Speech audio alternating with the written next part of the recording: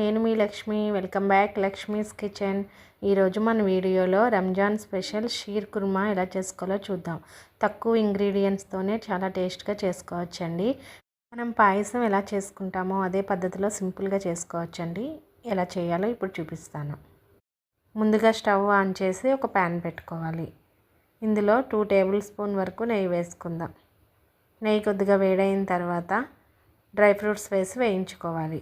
ఇక్కడ నేను జీడిపప్పు, బాదం పప్పు అలాగే కిస్మిస్ కూడా తీసుకున్నానండి. వీటిని బాగా దోరగా వేయించుకుందాం.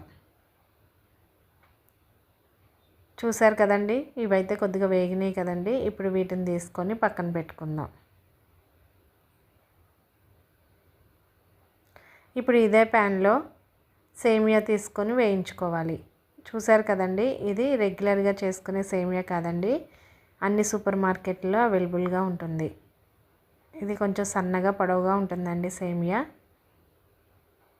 ఇది కూడా దోరగా వేగిన తర్వాత దీనిని తీసుకొని ఒక ప్లేట్లో పెట్టుకుందాం.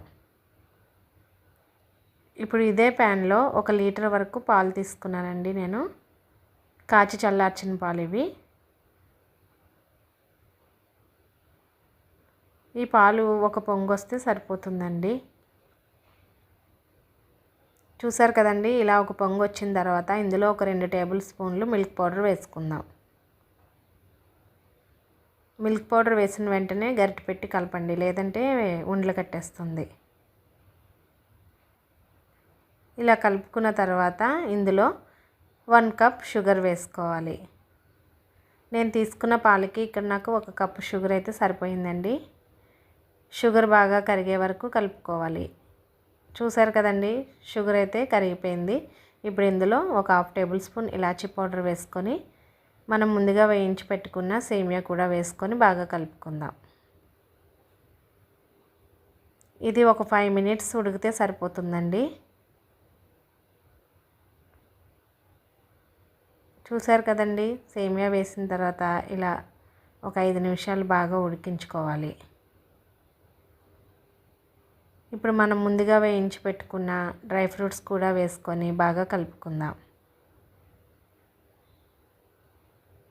చూసారు కదండి, మనకి రంజాన్ స్పెషల్ షీర్ కుర్మా అయితే చాలా సింపుల్గా రెడీ అయిపోయింది. దీనిని వేడిగా కూడా సర్వ్ చేసుకోవచ్చు. అలాగే ఫ్రిడ్జ్లో పెట్టుకొని ఒక 1 అవర్ పాటు తీసుకుంటే ఇంకా టేస్ట్గా ఉంటుందండి. ఒకసారి మీరు కూడా ట్రై చేయండి. ఎలా వచ్చిందో నాకు కామెంట్ చేయండి. ఈ వీడియో కనుక మీకు నచ్చినట్లయితే మన ఛానల్ని లైక్ చేయండి, షేర్ చేయండి, సబ్స్క్రైబ్ చేయండి. అలాగే పక్కనే ఉన్న బెల్ ఐకాన్ని ఆన్లో పెట్టుకోండి.